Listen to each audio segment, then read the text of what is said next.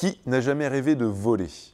Aujourd'hui, on va vous parler d'un ado qui s'est vu trop beau et qui aurait mieux fait d'écouter son père. Icare.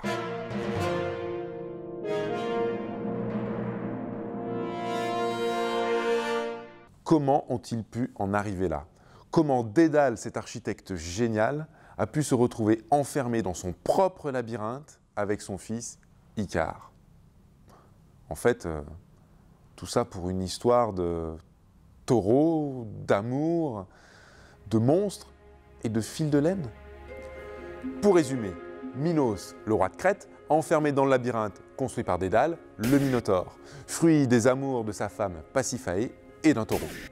Thésée, fils de Priam, roi d'Athènes, décide d'aller tuer le Minotaure, car on lui sacrifie chaque année 7 jeunes garçons et 7 jeunes filles.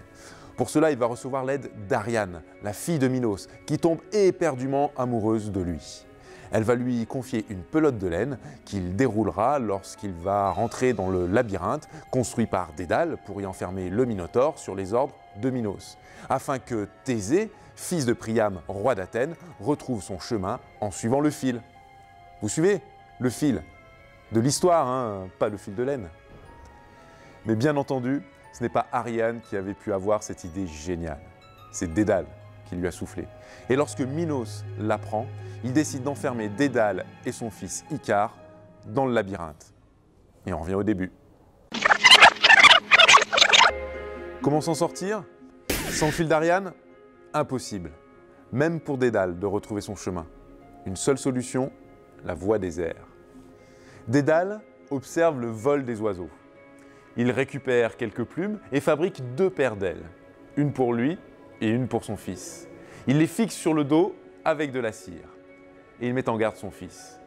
Icare, ne t'approche pas trop près de la mer où tes ailes risquent de se mouiller.